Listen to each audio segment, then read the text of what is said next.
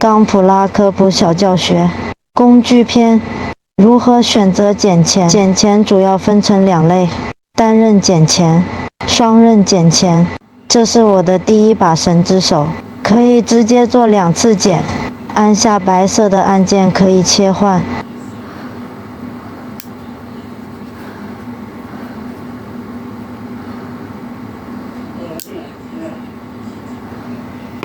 这是我的新手时期用的第2把钳子，很便宜，好上手。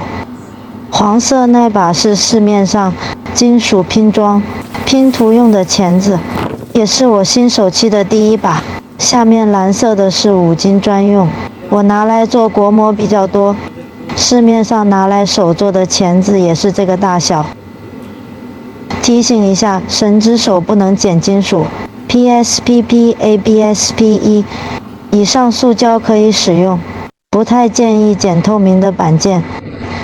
玩具店、虾皮或淘宝5金行。钳子的用途主要用来剪裁板件和修饰水口，看个人经济能力。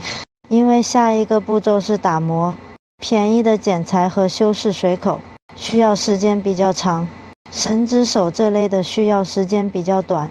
如果要挑战国模，个人建议买贵一点。